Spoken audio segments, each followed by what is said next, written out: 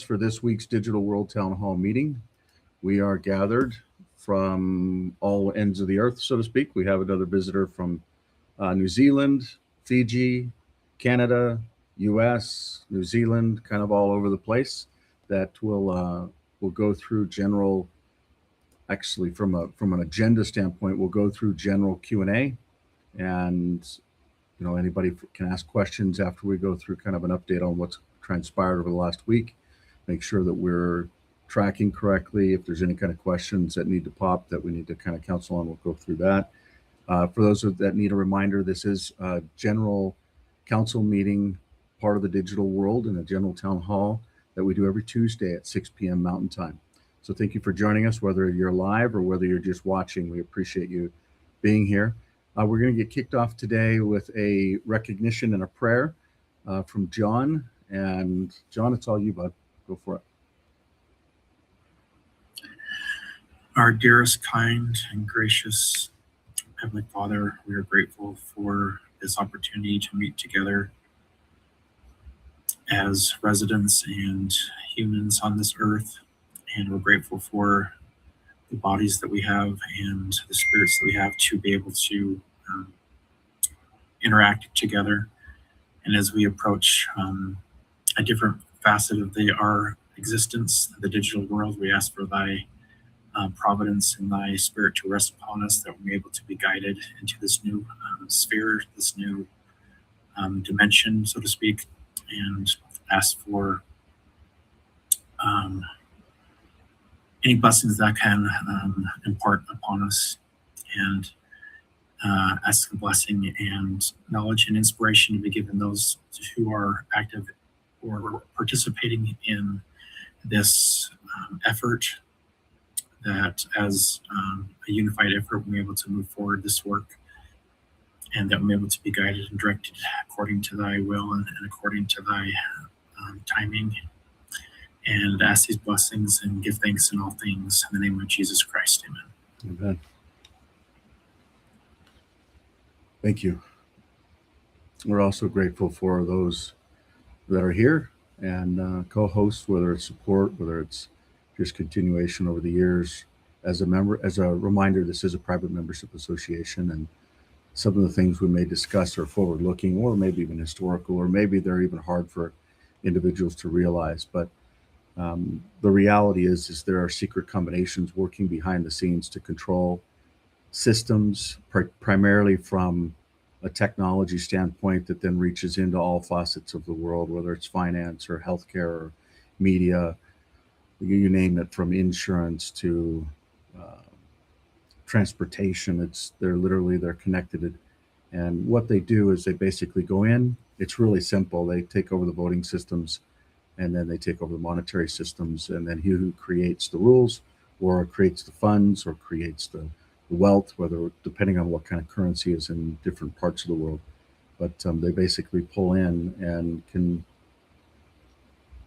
I wouldn't say create all of the rules and laws, but they can basically control humanity through digital means. And a lot of people don't understand what that digital means is, but that's the basis for what we're doing here, and helping people to understand really the reality that comes with that.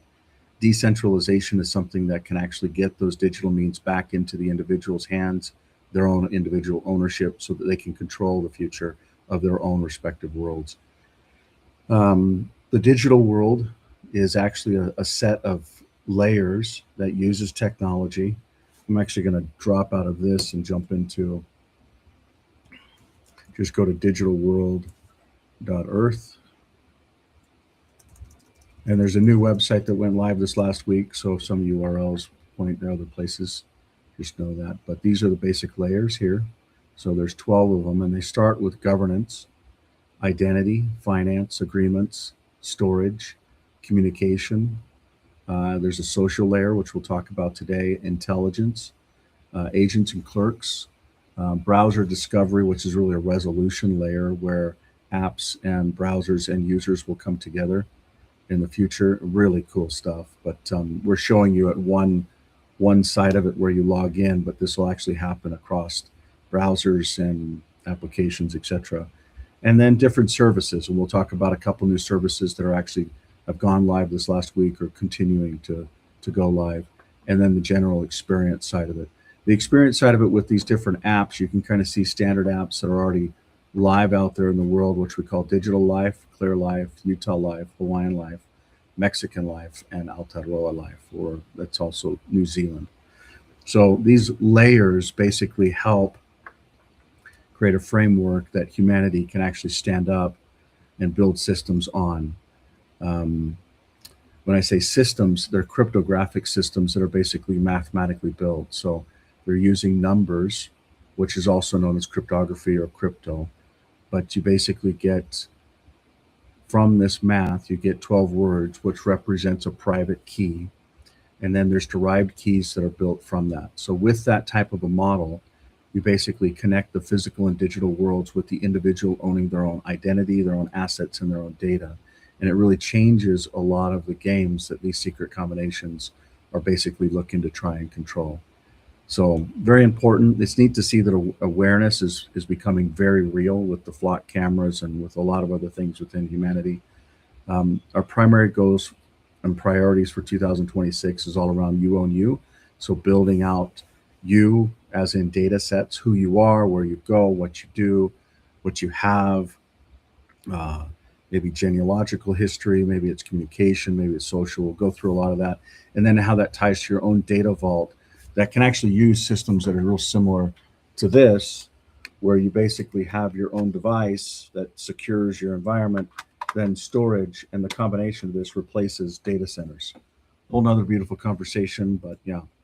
And then it ties into digital intelligence. The world calls it artificial intelligence. We'll talk about how that's actually going to shift in the future. And then also payments. Some of the advancements this last week, there are basically 6 topics that we've been able to advance on. The family and the community on the digital world is actually live now. So many of you may not be aware, and I'm actually going to drop to, well, let's look at it here. So we're going to jump into community. So this is actually a Facebook replacement or a LinkedIn replacement. Anything that ties to a social type of stream where you want to share something, you want to put something out there. For instance, you can post photos or messages. You can also import certain things. So it's typical Facebook stream, but one that you actually own and control. There's also some unique things that tie to it now, which is the communication layer. So where you actually have rooms or you have people that you actually want to communicate with or log into, you can actually do that within the actual system. So you've got messages to different people, or you've got spaces or places as well within the actual systems. Now that can be integrated. So kind of like if you're used to using messages within Facebook and you remember the history and how those merged, same types of features and functions. So you can also go into just general communications and link those in as well. And we look forward to actually holding this meeting within these environments. There's some specific things that we need to do, particularly around apps. And those apps, let me tell you what's actually deployed so far. So on the family and the community, which I haven't shown you family, but I'll show you that in a second. The community app basically logs in with a single authentication process with Digital Life and Clear Life on Apple. So if you've got an Apple device, you can grab both of those. If you're using, Clear Life or Digital Life, you can actually grab those. And then built-in communications inside of the other systems is actually pulled in. We're testing some things in there, but that's what I just showed you. There's also some SDKs or software development kits for particular environments, primarily at the finance layer, which is I think the 3rd or 4th layer in. And basically on iOS and Java are coming soon, or actually Swift, which is iOS, is there, and then Java for Android is actually coming next. There's actually some wallets and some systems that we're building integration with. If you're familiar with Exodus, we're looking forward to building in all of the digital world assets with Exodus. And then there's another large wallet provider, primarily within South America. I won't go through names until the relationship's done, but that's actually being built. and then an online and offline version. So this is really big. I'll go ahead and show you an example. So you can actually say, hey, I want to take this and I want to build it to be my own. And let's say from an estate planning standpoint. So you've got all the normal things that you're looking at, communications or agreements or others, but now you've got the ability to actually take genealogical records and import those in. For instance, I imported these all in from Family Search. You can also do it from any other GEDCOM file, which other genealogical systems like RootsTech or Ancestry. By the way, I met with the founder of Ancestry yesterday, Paul Allen, doing some amazing stuff. We'll announce kind of that hopefully in the next 30 days. But the ability to go offline. So if you may not see this, but this is actually a local user environment that can then synchronize when I want to go online. So I can run it instead of in a hosted environment, I can run it local, and I can run it connected or not connected. So this data truly comes in to the actual individual's life. So imagine if you want to track your health and your genetics and you don't want them linked to some centralized system, but you actually want to pull them in. Or maybe it ties to other types of things, not just health and genetics and, what the world would call is PGX testing. They're actually called AGX, which is it uses the same MIPS, or it's actually a saliva that's taken off of the side of your mouth. But a lot of the genealogical tests are actually done with just spit. But the point is you can basically do this all on your own with using a third-party service provider that pulls them in, but you retain the data. I believe that genealogical records where you're putting your name and your DNA in someone else's system is actually a liability. And this does the opposite. So you can actually be in control of that, but at the same time, pass that to people that you may want to actually connect with. It's not just people either. Life isn't just humans. Life ties to other types of environments. Let's say that you've got, some sheep, which is a good chunk of how a lot of this stuff started. And you can actually track not just them, but maybe an ear tag or a number or a QR code, which then ties to a lot of the things that we've been discussing around how supply chain works within the slaughter industry or within the meat industry, I should say. But this can apply to almost any living thing, whether it's plants, which would also tie to seeds, or whether it's, for instance, this is actually a true animal here. So you can basically see this is actually it's an interesting belted Galloway, which is a type of breed that, I won't go through the details. I think most of you that care already know, but the point being is you can actually track not just the individual, but families around the individual and anything that they have stewardship or accountability over or with that can then not only be individually owned or managed or controlled. So again, this is an offline type environment that can synchronize to online systems, but the data is private and local. So those are some pretty big advancements. And it can also be branded. So it doesn't have to be tied to the digital world, or it doesn't have to be tied to, let's say some particular region or jurisdiction. So you can actually use these types of life-based apps in a very scalable, non-binding type way. So those are some pretty big advancements.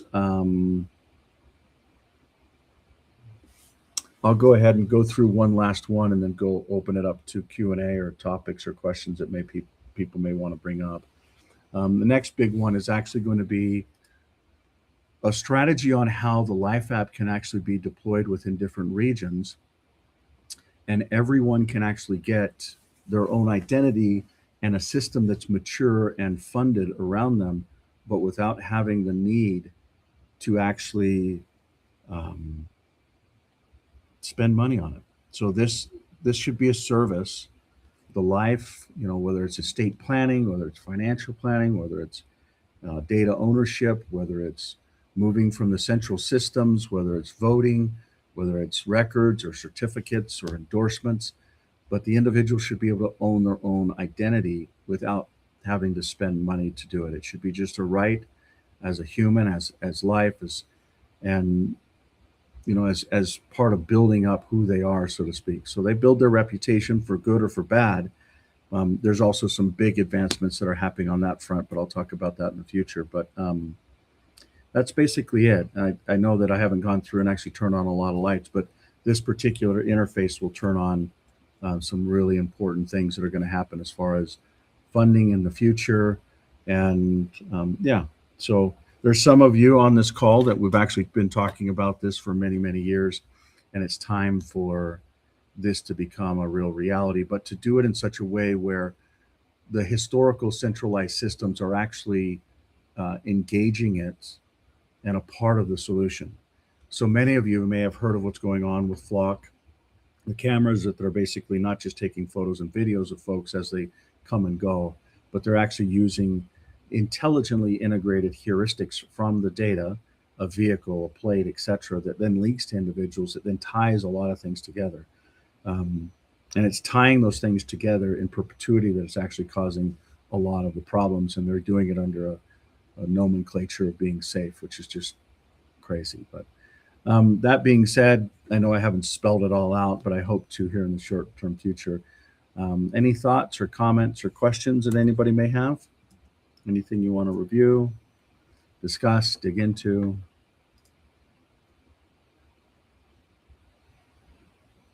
So for the genealogy, you say we can import the data from other people, but like if you import from two different people that don't have the whole picture, does it integrate into one whole picture for you, or how does that work? Great question. We're actually in the process of figuring some of the testing out. So I'll give you an example. Let's say you have a husband and a wife that are living, and with historical genealogical systems, usually the living doesn't get tracked the same way, especially when you put it into a third-party public database. They usually have to have 100 years after they've passed away before the data is actually public. And with that, you would have two people that are alive and the data is not public. So how would you link those together? That's actually what we're working on right now. So it's actually really simple, because in the genealogical systems, there's a thing called a GEDCOM file or a format, which I hope in the future there's actually an open standard to it, which is a different conversation. That's where Universal Genealogical Standard was all about. But everyone gets a unique identifier. It's not a mathematical or cryptographic, which it should be, but that's what the system's actually effectively doing. But what it does is it actually links those identifiers, and AI can actually pull the import in a very clean way. I mean, I'm very impressed on how it's working. But for those of you that may not be aware, we're also advancing, and this ties to that same related question. We also, and there actually should be an update here. I'm going to come into development, look at this flow. This flow has been updated too, by the way. So you can actually, if you're on the development side or you want a request side, you can actually, each environment can have different boards or tasks that pop out as lists or timelines, and then it can actually pop a public kind of a roadmap, if you will. But the value of this is artificial intelligence can actually get involved in this and do a lot of the development, but humans can actually be the check and balances for what is actually being tested and then pushed into production type environments.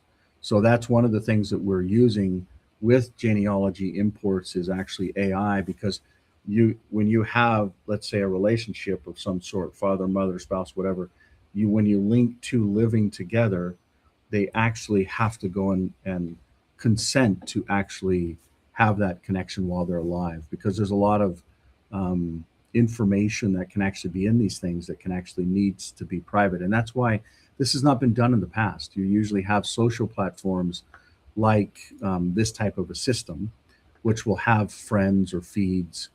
Let's see if I can give you an example. Let's see, maybe this is discovering. Let's say I want to actually discover this Charles guy for whatever topics there, or news feeds or whatever. But you can basically find people instead of a social platform or following platform. You can basically pull in genealogical systems, and then that becomes a social graph that's actually a layer underneath what we're used to with social systems, so to speak. So it's not just friends or relations, but it's actually family. And that's one of the reasons why running it locally and running it privately is really required. So whether you're online or offline, or whether you're connected to the nice thing about these layers within the digital world is you have the ability to actually pull in or out particular layers or transactions, if you will. So if you want to link into this type of a finance layer or replace one, or if you want to tie in a different storage system, there needs to be a scalable way to be able to do that and an open standard for that to be able to be done. So there is within the social layer here, there's actually already connected over 35 million users within that environment and growing every day as well. But imagine the family layer, which is really a service that ties to the identity layer, and then it goes private. So let's say you tie to ancestry.com, or you tie to familysearch.com, or any of these different cloud-based providers. They both use the GEDCOM export file, which you can import into this. And if you do two imports, or if one person does an import and another person does an import, you can actually consent to link them if they have a relationship. It's kind of like what Facebook was doing with the family linkages, and people would say, "I've got that's a sister, or that's a brother," but in this case, you actually have to scan it to verify life and to verify those connections. Does that make sense?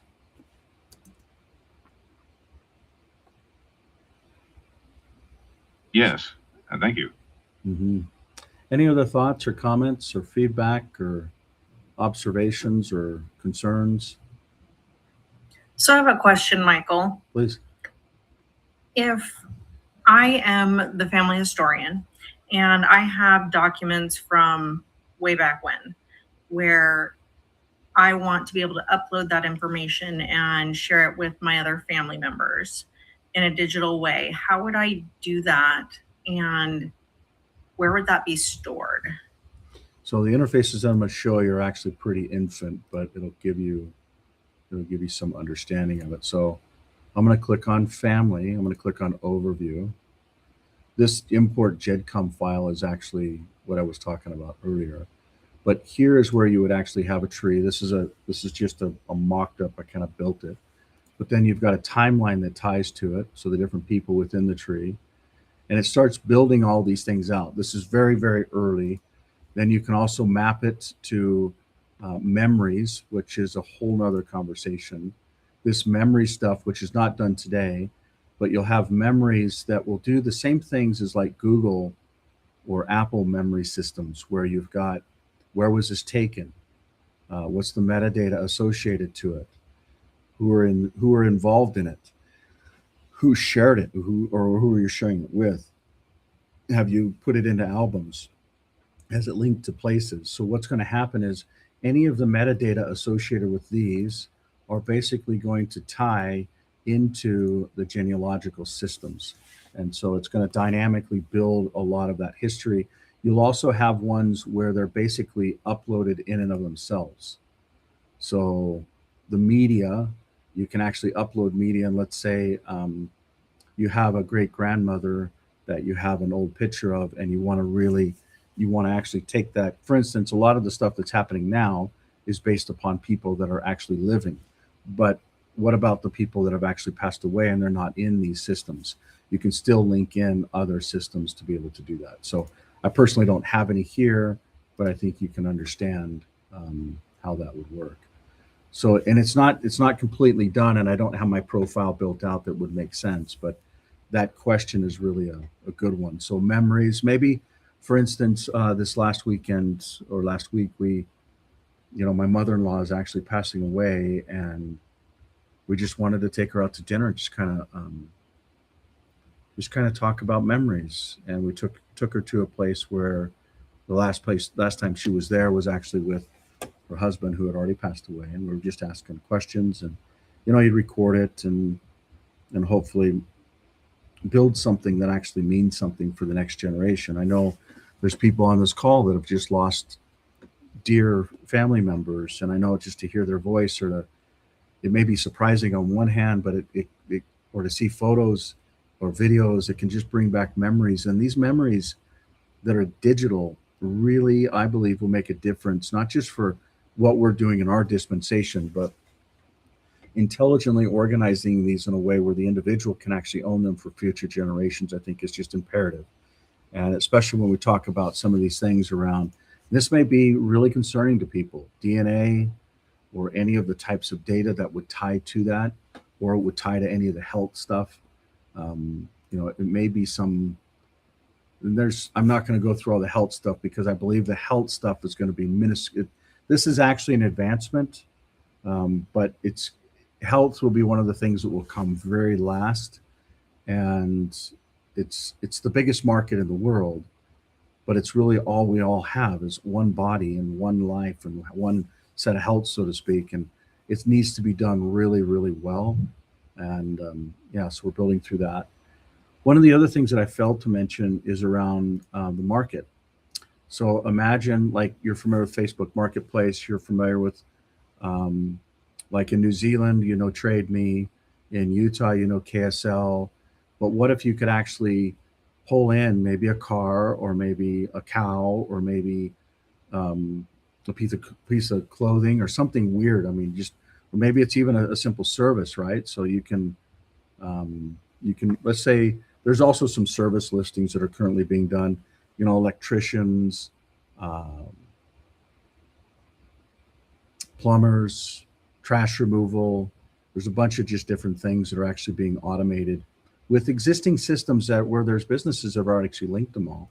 So let's say we want to just jump into, and this is not done by any means, but you can see where you can actually go in and see that someone's looking to sell a RAM. They didn't put a photo on it, but this is a test environment.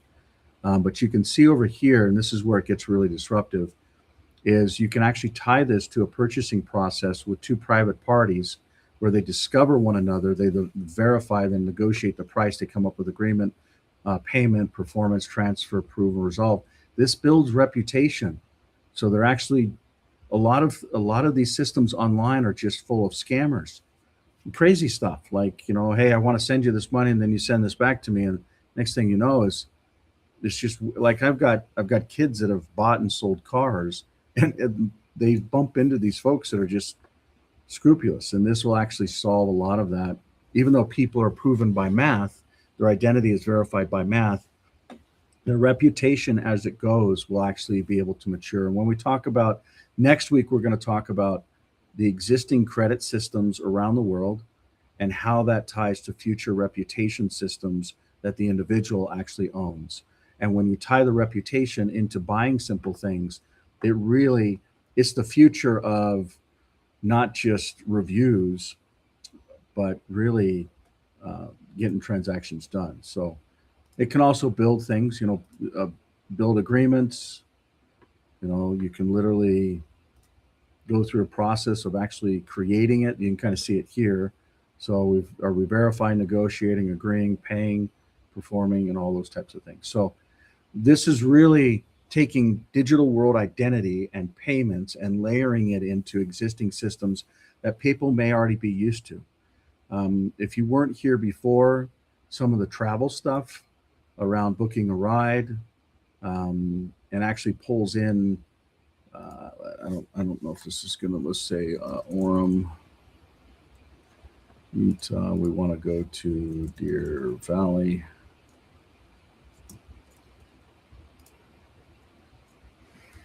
So it's going to look for drivers and whatever else, but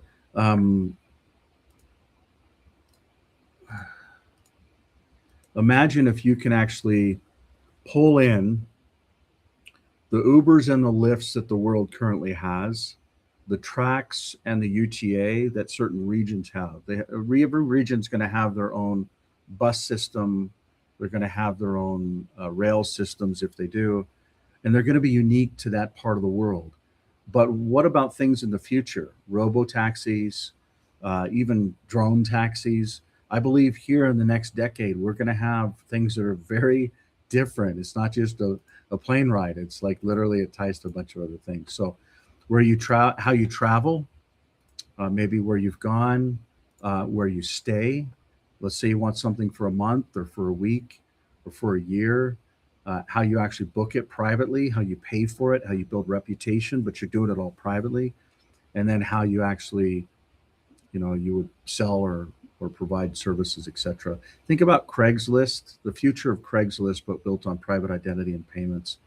If you haven't looked at the agreement stuff, feel free, try it. It's pretty cool stuff. Really, really, any feedback that you have on it as well is very, very welcome.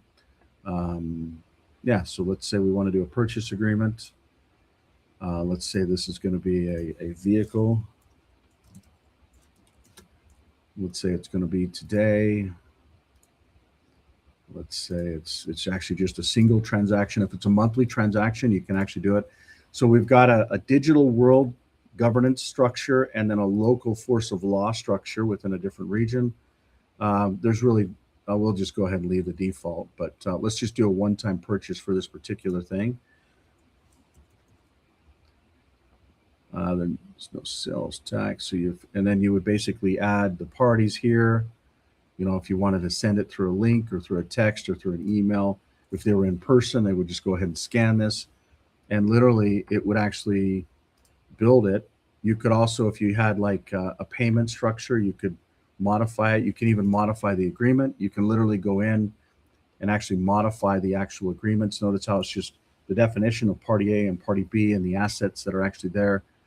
You determine what asset's going to be used, and then you do the same thing. You basically just move into the signing process, and boom, just that simple, super simple, super easy. No central email system if you don't want it. The data, these are actually what we call smart agreements. In the crypto world, Ethereum is known for smart contracts. These are smart agreements where you can actually say, hey, you're going to pay me in this DUSD from party A to party B, and it defines the actual addresses for party A and party B. Here, let me see if this will actually work. If someone else wants to grab a Life app, you can actually do this agreement with me. The problem is I won't actually be, well, maybe we could fund it. So I'm actually going to scan this myself. I have my Life app, Michael. Tell me what to do.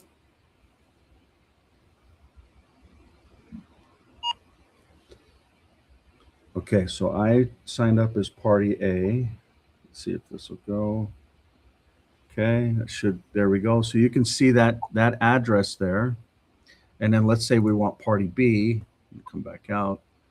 So go ahead and scan that, Danielle. And I think almost any scan, any app that you've got would work. Okay.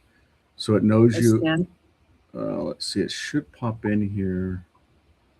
I probably should have done it on the prior screen, but it should have. It said success. Yeah, I can see that it's actually linked you. I want to go back a screen. Let's see if I can go back from where I'm at. I don't know if that's good. Well, it actually locked it. No, these things. It actually locked this deal. So this actually is done. Let's go ahead and go back through. Oh, let's see here. No, let's continue. I think I should have added you before because it should select which wallet you want to use and what address you want to use. So go ahead and, oh, here you go. So you've, on that particular one, do you want to use your Life or your Hawaiian Life? Which wallet do you want to use? Or Clear? Okay. That's probably it. So go ahead and scan that. So it's recognized you, and now it needs to agree to it. So there's a two-step process. You actually have to scan twice. One to actually get into the agreement, and usually you have to select which asset you're going to pay with or receive with. It's not scanning for some reason. Here, I'll zoom in for you so this is a little bit better. I know it's over a big screen. It scanned perfectly before. Oh, here we go. Okay.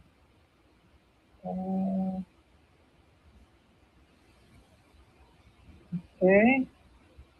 It might want to see your face too. So just if you're on an Apple phone, or your finger, if you're on an Android for a clear phone. Yeah, okay, perfect. That's exactly how it's supposed to work. So you can see that you have a private identity, and you basically just, you scanned here, right?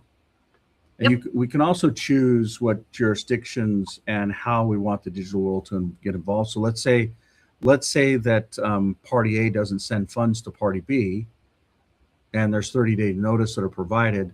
There can actually be a remediation process that the digital world and digital intelligence can actually help solve too. And a lot of people, that's going to be something pretty valuable in the future. So when you actually go in over here to your agreements, now you should see this auto purchase agreement inside of your ecosystem. And what I would propose is you and I, let's not fund this and kind of just watch how things happen over the time. Or let's see, it was party A is the buyer. So I'm actually supposed to fund it to you. So you would actually be, if I don't fund this, you could actually bring a claim and actually hurt reputation. Does that make sense?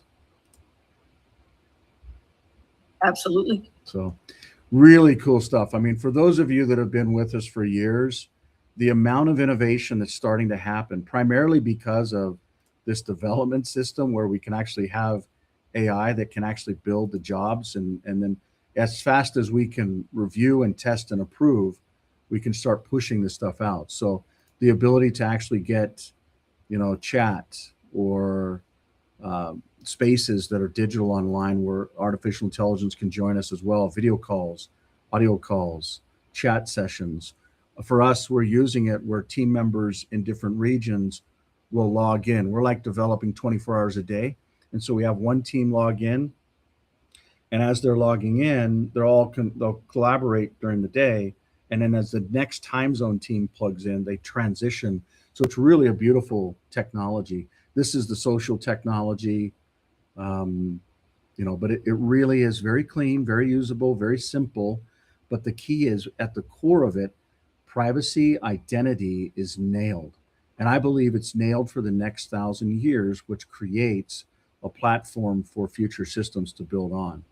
And that's the future systems are going to change. It might not be in a web browser. It might not be on a phone. It might not be just in a car. It may be something, it might not be in glasses, but the key is it must be private. It must be unique to the individual, and it must transcend generation to generation. And that's why this genealogical side of it is so very important. So other questions or thoughts or comments? I have another question, Michael. Yeah, please. How long is that data shareable? So you and Danielle just share your contract, and I'm understanding that we're pulling in information and we're sharing it between two parties, which are decentralized, information is sharded, and that contract itself, that information is shared just between you two, unless you bring in like a third party. How long until that information expires? So in the real world example, if I'm sharing information with the DMV, how long can they have access to that information? Can you put a time limit on it? Well, so there's two different parts to that question, or my answer to it. One is the agreements stay in perpetuity. So when you do an agreement, it'll stay, you've got opened and recent ones, latest ones. These agreements basically stay with you for a lifetime and forever, because some of these agreements may transcend what you pass away. And that's why this system that connects the living and the dead ecosystems together is really imperative. So agreements are always there. They don't disappear unless you set them up to do it. I don't know if you saw when we were doing it. I want to create another one. Let's see, create another agreement. You can see here where it has some time delays on it. So is this here? Does it have an end date? So the term of the agreement is different from does the agreement stick in your profile? So that's the two parts of it. The other element is it uses a graduated disclosure schedule. So I think what you're talking about is, let's say that someone comes over, like literally, I've run decentralized plates now for coming up on 4 years, probably 3.5 years. And I've been pulled over. One time I actually parked it in a high school parking lot, a truck and a trailer, for 5 days while I went to the Hopis down by the Navajo Nation. And the police would show up every day because they can't tow it because we're talking massive stuff, right? So they're They're just going to try and figure out who it is. But even from doing that, because I drove and drove, I couldn't get anybody to pull me over. I'm trying to create these legal precedent structures of it. And it's probably been now 4 times. And the last time I was in a 50-mile-an-hour driving down a place called Provo Canyon, was going 75. I was pulled over. And,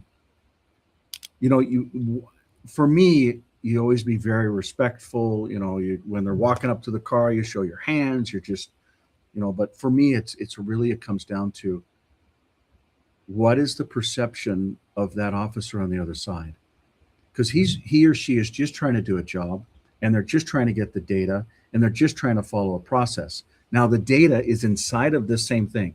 Is it stolen? Is it insured? Is it financed? What's the record numbers? What's the VIN numbers? What's the registration? All of these different data points. But there's a point where private information should only be shared when it's appropriate. So for instance, if you scan this, you can actually, and I don't even know, let's see if this particular, it might not scan with this angle. I don't even think this one's scannable. But if you can basically see, let's see if it works. I don't think it will. No. But the point that I'm trying to drive at is, it doesn't share the last name of the individual, but you can see a photo and a face of who the drivers are. And so the officer should be able to have some relative, understanding that this is connected. And then the officer can click on a button and it sends a message to the actual individual that says, do you want this officer to verify your identity and see your last name or your date of birth or your driver's license number? And so you can basically select what you want to share and then share it, and it pops back to the officer and it says, this is who they are and verified this. And then the officer can then manually go into their records. So the officer's not downloaded any kind of thing. Now thinking this is in the past tense. In the future tense, with SB 275, highway patrols, which are actually state officers, are all going to get trained with new types of processes. Now, this particular thing today is not mainstream. As a matter of fact, John, this is one of the things I really want to connect with you on, because it is time. And there's actually a model behind this that I believe can actually fund the future of identity for humanity. And what I mean by that is, think about all of these different flock, that's actually called DFlock. If you go to this site and you look at a map, this is just primarily of the US. You can zoom in, and I'm just going to come into, let's come on over here. Like we're talking, each one of these locations has a camera, and these cameras are not just doing video or photos. They're actually using triangulation to link different attributes of the vehicle and the plate to actually tie heuristics around usage and travel. It's just like what we started to do online. We used an analogy to say, for instance, there's a technology that we used years ago where you can actually see who's come to your site, what company they work for, primarily because of the ISP that they're coming off of. They know that that is registered to a particular business. Same thing with phone numbers, with IMEI numbers, where a user basically links up, and when they give away this data, if they can triangulate back to the individual, they can actually start using heuristics to track them and surveil them in a very, I believe, inappropriate way, which is basically violating the Fourth Amendment of seizure and privacy. And so the point is if you launch a plate like this, it doesn't tie to the centralized system, so they can't triangulate the actual data set to verify who it is. Now they can get characteristics off the vehicle and all these other things. But the point is, and this is the key, John, and any that care, I believe that this is actually the way to not only drive mass awareness and adoption, but to actually fund the system with the states, not any of the Digital World or Clear companies, but the actual states that are currently have the fiduciary responsibility, or at least so imposed. When you really understand what the DMV is, it's really a private membership association, not just in the US, but Canada and overseas and Europe and et cetera. But the point is if they are actually doing identity, so you may not realize this, but in most parts of the world, your identity and your vehicle topics are two different topics. But what if you can actually overlap those types of environments and provide the highest level of, I shouldn't say highest because there are some higher, like I believe what Clear Secure at the airport does is way overreaching and way inappropriate and way wrong. But I believe that there's also a model where it can come together. So instead of putting your biometrics into a system, biometrics being fingerprints or face print, and when you actually go into the DMVs, these cameras that they use, believe it or not, they can actually take face prints. And a lot of people may say, I don't believe that or whatever else, but there's going to be a day where the things that are happening with the centralized systems and the systems behind it, where people understand that the triangulation is real, it's happening. And if you can separate the individual's identity or obfuscate it from the actual, let's say a vehicle, okay? So a vehicle has characteristics that are separate from an individual. And if you can actually say that vehicle is that vehicle, and unless they zoom into the VIN number to be able to do that, or in this case, in some ways, and it's easy to actually use cryptography in a way to privatize this, and then they can prove who they are. So the graduated disclosures, and this is the answer to your question, Victoria, the graduated disclosures, when an officer comes up to an individual and says, hey, license and registration, please. And when they just say, scan that, you know, your insurance, your registration, your license without data that shouldn't be shared publicly can actually be done. And these centralized systems like these flock systems can't actually link you and triangulate you. Does this make sense to people? It does. My question also, follow-up question, I guess, is, so if I have an officer pull up behind me, scan the plates, he has 1 point of data information, right? And then I'm in the car, and when he scans that QR code, because I tried to scan it also on my screen, was not able to, would it direct him to the Clear Life app to where they would have to then create an ID to pull that information in? And then he could then send a request for your insurance and license information. And would you get a push notification for that? No, it actually, when you get your plate, you actually fill out information through scanning that gives you your registration in a certain jurisdiction. Let's say that you're in, let's use your use case. Let's say you're in Hawaii. Okay, and so there's a state-based Hawaiian license plate that's issued. But let's also say that you understand that the Kingdom of Hawaii was actually, I'll just use a flagrant sovereign word. Well, I'll just say it was stolen in 1959. You know, it was converted from a kingdom of Hawaii to the Republic of Hawaii to the state of Hawaii, and they really didn't follow it. And there's a whole nother conversation around that. But let's say that you want to run a decentralized Kingdom of Hawaii plates. So let's say that when you get those plates, you go through a process and you put in your old state of Hawaii. So you're still complying with the registration process of the state, the insurance process, the licensing fees, the sales tax fees, if they're applicable.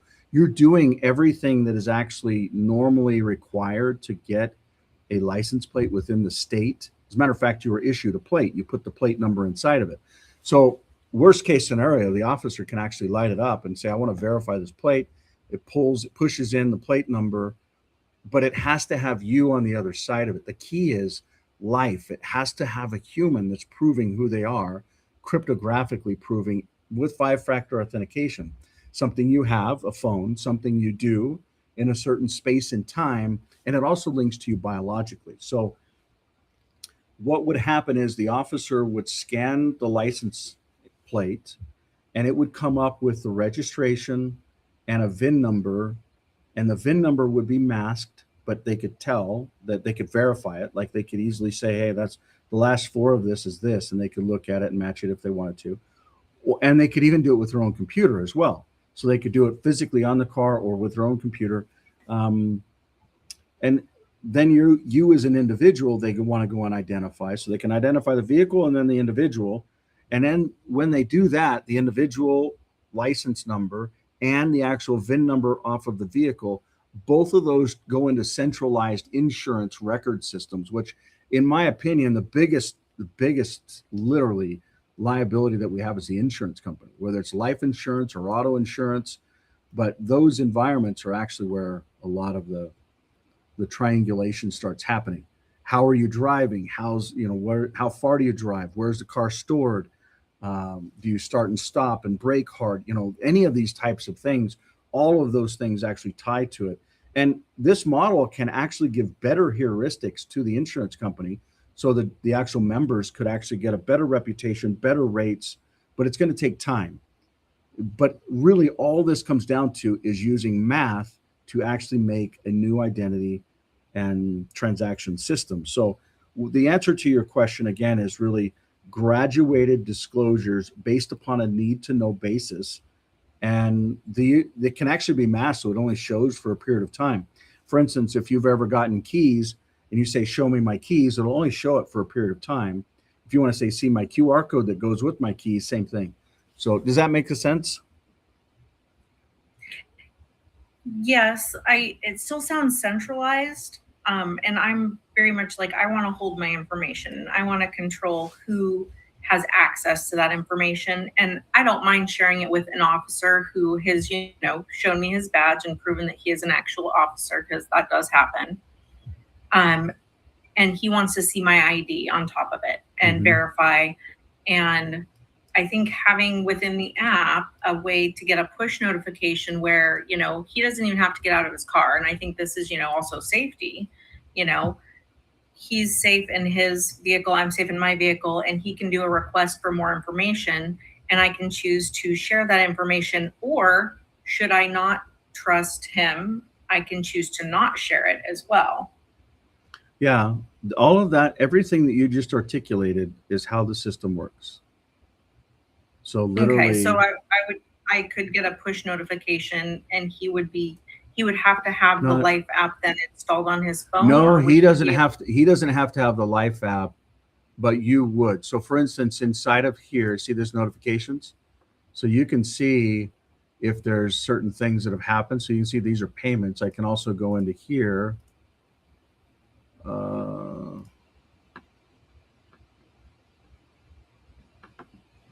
There used to be, maybe I'm not logged in. Let me.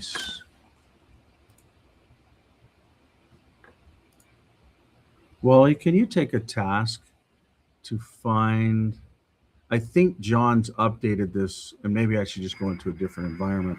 On the profile, it should have something around, let me go to Utah, the country, log in here. Yeah, right here. So whatever profile's here. So this profile access request is really what it is. So this, I don't even know what I'm logged in as, but that profile access request is actually where it does it. Do you see that? So you would get inside of your notifications, a particular notification, someone's requested access. Does that make sense? This is just in the web interface. So yeah, and I understand you use several IDs, to test and everything. I was just thinking, in simplicity of it, getting a push notification to your phone that, oh, somebody has scanned my plate number and is requesting additional information, to get a push notification on my phone that says, hey, this person is wanting more information. And I've had people file insurance claims against my vehicle. And my vehicle, if I had not had it parked in front of a camera and had it on camera, I would have had an insurance claim against me. So security, but also, how much information we are sharing. And I want to pull in, all of my information and make sure it's secure. But I also want other people to be able to share that with that I trust. Does that make sense? yeah. So if an officer is asking me for more information, or an insurance company or an individual buying, selling, trading, whatever it may be, getting those notifications in a real time, like what is the turnaround time for that? It's real time, as long as you've got a data connection. That's the weak link on Okay. these things, though. There is an Achilles heel with that particular.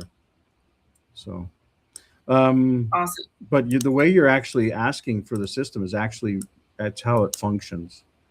So the officer doesn't need to have an app, but they can request more information. They can see basic things that they can physically already see, but it doesn't share it with the flock environment, just from a photo or a scan. So they need to verify who they are. And really, this is for John. Imagine people, like, for instance, if I just took a poll, I could probably do it even within this app here. But how many people would actually pay? Let's do it this way. Let's see. I'm going to create a dinky poll here.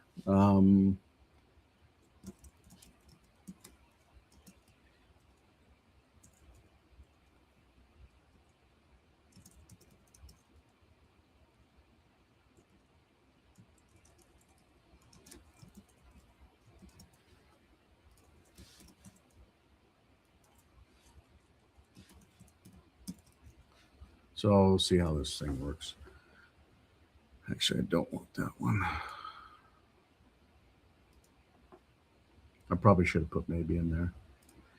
So I've just done a poll. You guys can vote or not, but it's basically, would you pay $49? And that's actually $49 within the registration side of it to be private when you drive. So it actually pays for this system to be deployed. Does that make sense? I'll put mine in. So we actually got 4 feedback so far, so 100%. So, and I know this is a completely biased community because we live and we care about this topic. But even if it's just 5% of the existing vehicles that are licensed, I believe that there's enough of an opportunity to basically materialize this for humanity. So huge opportunity there. Yeah, so this next week we plan to make some advancements on that. Does that make sense? It does.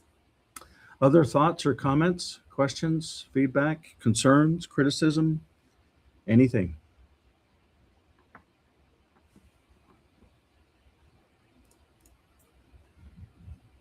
I had another question if nobody else wants to chime in. Yeah, go for it. So the way we're going with AI and robots, right? I see a real opportunity for clear companies to start developing that with nodes. Where are you at, or where do you see that? So digital intelligence should actually be private and owned by the individual, but the individual must own their own data first. And that's what all of these systems are all about. And so we're working hard to not just build systems, but to build processes where the individual can actually own their own identity. Does that make sense? Yes. So we would want to pull in all of our personal and historic data. We need to disconnect from centralized systems. It's Mhm. then sharded, and then we're in control of it, and we can tell them to get rid of their stored information on us, right? Restoring sovereignty, Mhm. digital sovereignty Mhm. to ourselves.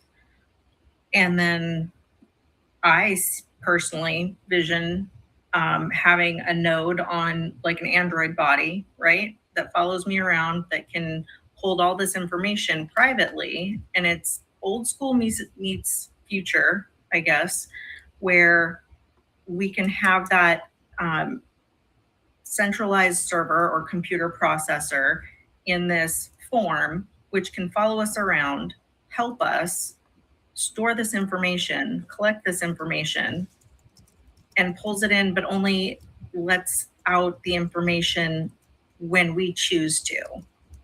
So you have a personal assistant, and for me, security and, being a woman, single, having something there that can monitor, like a camera, take notes, give feedback, do searches, use AI, you pulling in the information. Is that something Clear is going to be able to keep up with and do? Like, I think that would be awesome, personally. I don't know how that. I think a lot of things are going to be different in the future. I think the software is going to be developed and deployed in a very different way.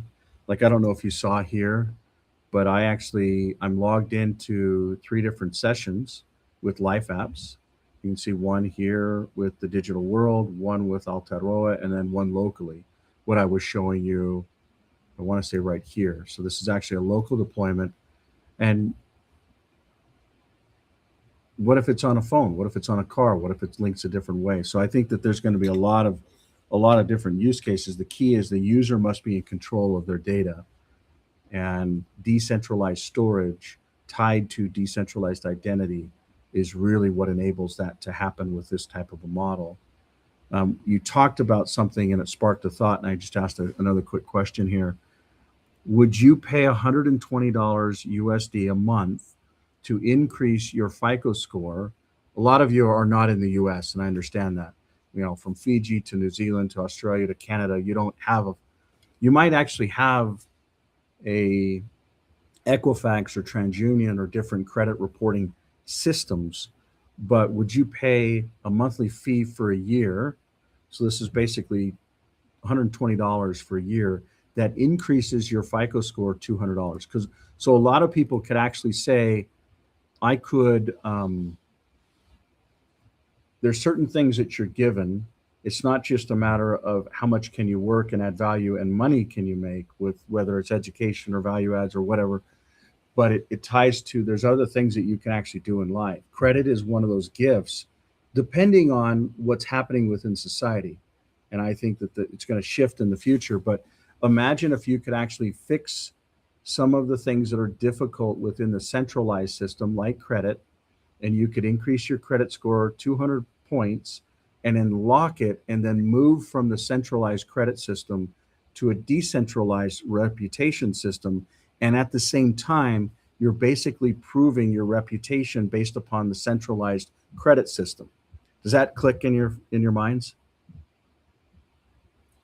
So It does, but also I do have a credit background. And I know that those systems, and I have fought those systems before, that locking that in, like somebody can lock it in if you have a bankruptcy or something, it can, wipe out your credit. But those systems are inherently flawed, right? And centralized. mhm. And because it would depend on what that money would be going to. Is it going to FICO, or is it going to, we're going to help you fix your FICO score? This particular and then, yeah. one is going to third-party organizations. It's not a Clear company. It's just third-party companies that actually have approached us that understand the credit system on the centralized standpoint. And they've even gone through lawsuits like the whole Equifax disclosure thing. These guys actually went through and fought them legally and won, like actually fought the centralized systems, which Equifax was actually made immune by the United States of America against those types of things. But these guys were actually able to win that. But the point is they're an education and process that actually helps them to basically do credit repair. But the value that I see is not the credit repair or the education. It's a matter of traversing from the centralized credit systems to the decentralized reputation systems. I mean, I'm with you all day long that the centralized credit systems are broken, as well as the banking and payment systems. They're just fundamentally broken because they don't use true cryptography. They don't, like, for instance, if we were to use this agreement side of it, and we go into these agreements and we know that there's a factual agreement, and someone actually says, hey, this didn't happen, kind of like how the credit systems work, these dispute systems, you can actually refer back to it and link these things up. Now, I'm not saying that someone can't say, I've come in, I think there's I forget where it's at. I want to say there's a hardship request. So let's say that there's a hardship, something happened, they can submit it. This actually uses artificial intelligence to actually try and help rebuild things, but it's a different process than the way that the current systems work or with credit.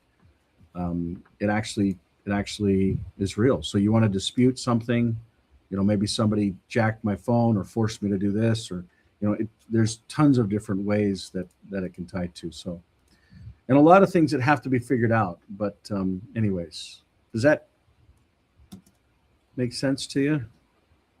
I would vote no on that because Good. I would Yeah. see it feeding that into a centralized system that I don't want to be a part of. And I'm very much, power should be with the people. And when the people change their behavior, how they buy, sell, and trade, I think that is all literally just going to go away. No, you're not. Like- I don't think you're understanding then.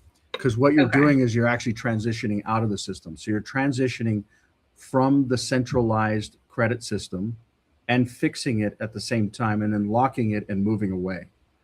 So they're educating them on how to walk away from the existing centralized system.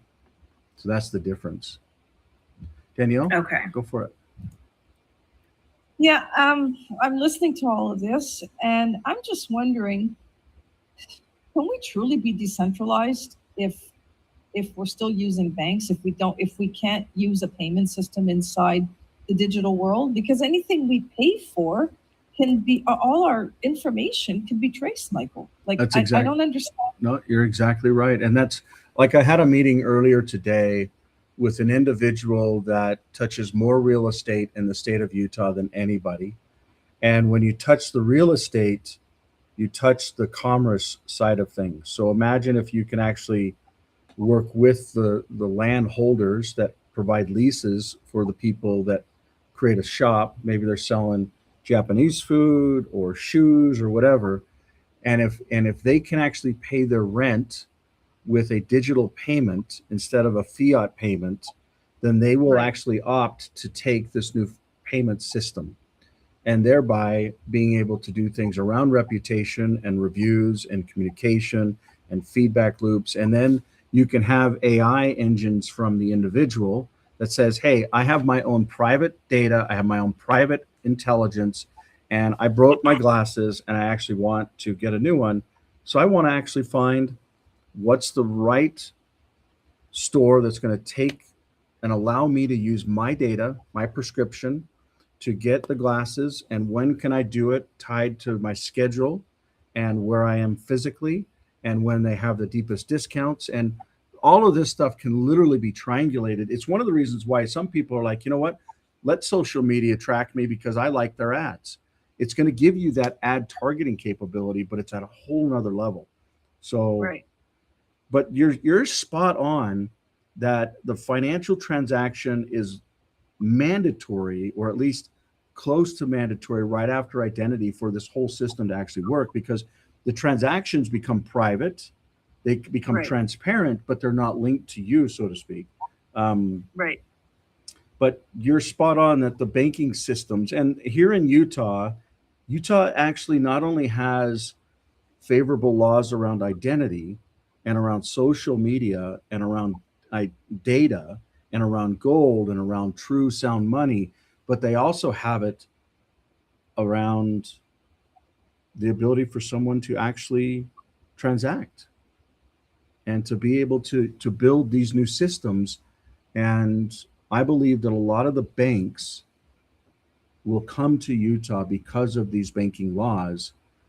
And the key is we've got to get the banks to recognize that digital assets are actually something that can help them, not just, so we're working with 2 or 3 banks right now on private banking. So how does the user own their own data, but still engage with the bank? For instance, when you actually build one of these reputations, how do you then get credit with it? Or you get a loan with it, or you get financing with it, and all that stuff still has to tie. But it's just like Fannie Mae and Freddie Mac were tied to the FICO score, which is just Fair and Isaac's algorithm.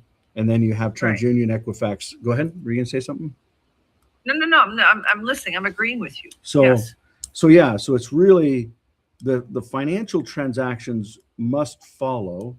And I believe that coming off the Genius Act and going into the Clarity Act, these financial transactions, which will basically just shift from the existing central currency system and same types of games that are already being played. That's why these types of things are really valuable, in my opinion. You know, you've got a store of value with a currency. Let's say it's $1, and some people may believe that, you know, the U.S. dollar is it's more valuable than a different currency. Well, that's just because they figured out how to actually control the supply of it, the demand of it, and a lot of it ties to what they're doing with the Clarity Act. And in many ways, the Clarity Act will force the US dollar to be a central bank digital currency. The question is, how does it get deployed and implemented? Yes, within it, okay, you have to have a real dollar in the bank to actually issue a digital asset or a digital equivalent of the dollar. So they balance out one for one. Got that. But what's happening is you're forcing people to actually put in a bank account that backs it to do it. But if you go to a gold-based standard, that shifts it off of US treasuries or US dollars into a common standard for what cash or currency could be in the future. Now, we've got to be really careful. Currency determined and definitions can continue to shift, but imagine that you can get a digital version of this as a receipt. So this can be held in by the way, there's some auditing starting this week for assets like these. So these are basic, imagine like silver eagles or gold eagles, which Are you showing? Because we can't see your yeah, screen. I'm sorry. Everybody here, I'll go ahead and pop it up. Yeah, I've been showing some things. Showing So- goldbacks, I guess. Yeah, I'm so guessing. originally I was showing goldbacks and how they link to Right. dollars, but then I was tying over to these types of things, which are coinage that basically then has real world currency value. For instance, capital gains don't apply in most cases. Tariffs don't apply in most cases, but you can have a digital receipt that can actually be traded. And in my opinion, those are where the real value will actually move away from CBDCs and even follow the rules that are somewhat tied. And it depends on how the Clarity Act actually comes through, if they strip this part of it out or don't include it, but it'll be interesting to see. The net is value. Digital cryptographic math proven systems is where the future is going, whether it's with identity and hopefully it's with payments that are linked to identity, which then can actually free us from the centralized control of what's happening when they roll out these CBDCs or purported non-CBDCs, which is a whole nother conversation. Okay, so let me ask you something, and I want you to be 1,000% honest.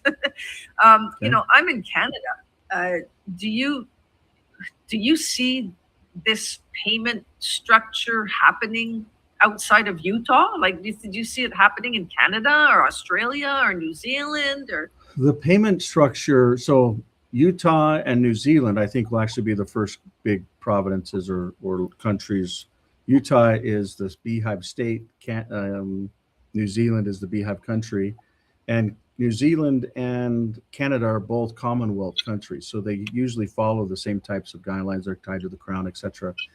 But really, Danielle, the answer to the question becomes everyone with a Life app actually becomes their own bank or a bank in the system, because they hold the assets that can then be transferred to others. And whether But they're how do we get them out of the digital world? How do we, you know, like let's say I have some gold, and now I need to purchase something for $1,000. So how do I get it out of the digital world so that I can use that money? So you can take the gold and Yeah. you physically, let's say you physically have to transfer it. There's some people that'll actually loan against it, which is a whole nother conversation. It's actually a big chunk of the next meeting that I have after this, but you basically have a process of conversion or exchanging gold for currency, Okay. and in physical or digital form.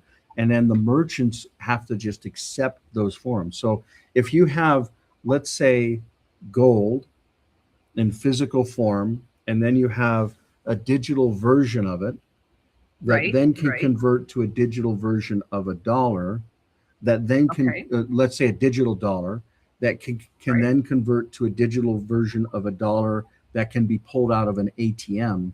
You've basically gone from the gold physical to a digital Right. receipt of that Right. over to Yeah, I a got digital, like a dollar. DUSD. or that what even a you're saying? Canadian dollar. Like Canada will end up having, all countries will end up having some form of this. What's funny is I was telling someone yesterday, we were actually a part of this Life app. We're actually tracking some pigs, and some pigs were actually taken from a state or a governing body that wouldn't allow pigs while we were in the country, that actually created the piggy bank. So for those of you who may not be aware, the actual piggy bank is what the banks originally started off of. And you know what they were doing wasn't actually sharing gold or creating a piggy bank for gold or silver or dollars. You know what it was for? It was for pig tusks. And this was actually in Vanuatu. Many of you have been with me. You saw me while we were there and the whole 9 yards. But a lot of this stuff goes back to some of the basics that us humans actually need for life. And that's been one of the things that's been so eye-opening is, our generation just generally says, hey, we're just going to plug into the system, live in the environments, drive in the environments, insure in the environments, work in the environments, and then figure out that those environments are actually in many ways shortening our life. We look at data, we look at statistics, and we see, oh, wow, this type of obesity or this type of heart disease or this type of, I won't even talk about poking and other things, but you end up with a reality that we're passing away faster than prior generations did. And we have to ask ourselves why, or why is reproductive systems declining, or why are stillbirths increasing? And when we start understanding that, we start figuring out that a lot of it has to do with the centralized system that does tie to money and control.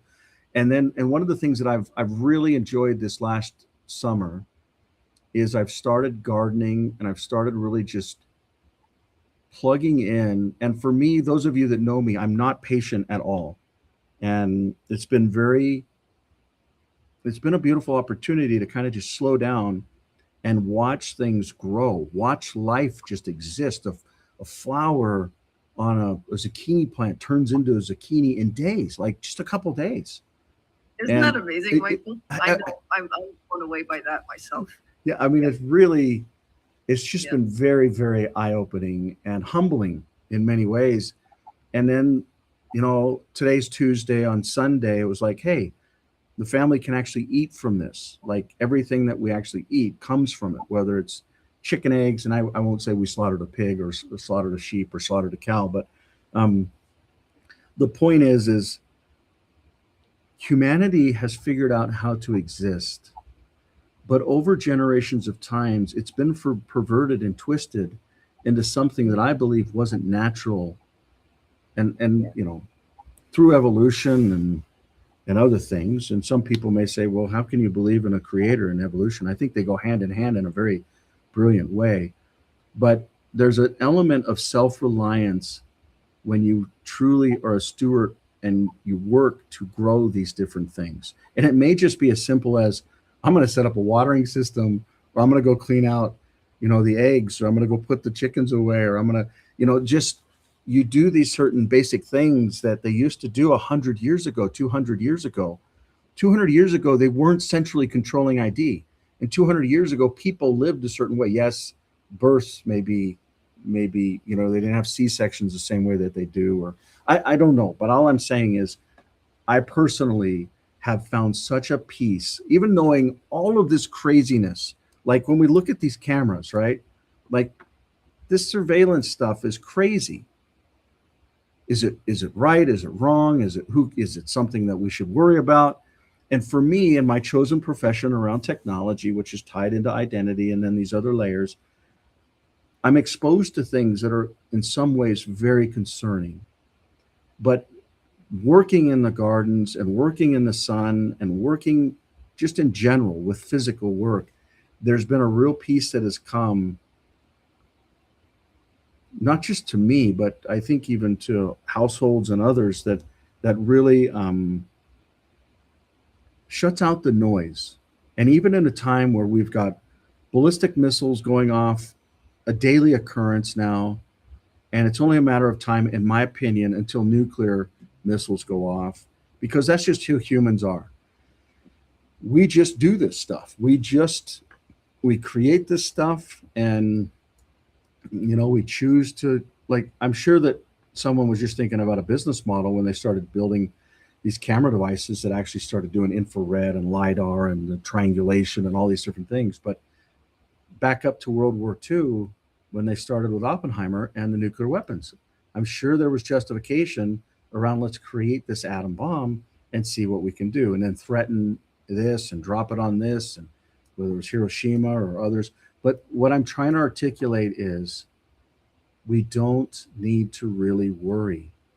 We need to become self-reliant and independent and private within the system. It's kind of like what a dear friend of mine many decades ago said. You're basically hiding in plain sight. You can drive your vehicle, you can work your job, you can buy your groceries, but you're doing it with transparency, with honesty, but in such a way where you're not a part of that centralized system. And I know, Victoria, it may sound like it, but we're doing everything we can to try and really think through the use cases. And that's the core reason why we have these meetings, is to really make sure that the trajectory that we're on is a trajectory that is true for humanity and right for humanity. And I'm sure there's things within, whether it's these offline systems or whether it's, reputation systems, and we're not perfect, but the goal is to build a system that generations in the future can actually say, I want to see the code with this. I want to actually download this code. I want to see how it works. The people that built this are all dead and gone. What can we do to actually take this into the future? And they've built this system that actually builds it with development and digital intelligence that actually can pull it into a way that future generations can build with it with intelligence. Like, digital intelligence is actually going to be very valuable for the future, but it has to be in the right place and in the right spirit and it's got to be controlled by humans. It can't be the opposite, which is a different conversation. But anyways, I'm just trying to say that I hope that you can find peace in not just in being involved in this work, but being able to find self-resilience or becoming self-reliant in your own part of the world, whatever you're doing. I know the gentleman in Fiji, he raises his own pigs and his own chickens, and they live, as a matter of fact, there's so much massive respect. Like, I went and lived with the Fijian people, and my eyes were open on so many levels that said, you know what? You check into this centralized system and you get on the hamster wheel of working the 9 to 5, of trying to make the money, of trying to pay for the insurance, of trying to pay for the gas, of trying to, all these different things. And the next thing you know is you're exhausted and you're just a part of the system. And in New Zealand and in Fiji, it was very eye-opening to see that, no, you could actually go back and you have a safety net that goes back to these basics. They have little villages. They know who they are. They know their family. They know their community. They grow food. Yeah, what, do storms come through? Yeah, we lived in Vanuatu for 2 class 5 cyclones. Like, everything just annihilated, and earthquakes and crazy stuff. But they just keep rebuilding. They keep living, and they're happy. I would say, as a matter of fact, Vanuatu, that gets all these storms and such, and even Fiji, some of the most happiest people ever on earth. And do they have all the material stuff? They don't even need to know about it. They find happiness in some of the basic things. And a lot of the times they're like, well, but we don't have this and we don't have that. And there's this. The key is, how can humanity actually come together, utilizing technology in an intelligently organized fashion for the betterment of humanity? how can we do it? And that's really the basis of the questions and efforts that we're trying to focus on here within this digital world meeting. You know, it's so, do we have all the answers? You know, probably not, but other thoughts or comments or questions or concerns or anything else anybody wants to bring up?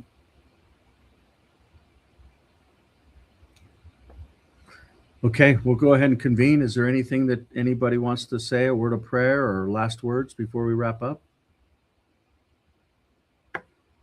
All right, well, we'll plan on seeing you next week. Much love, everybody. Next Tuesday, Mountain Time, 6 o'clock. Bye-bye.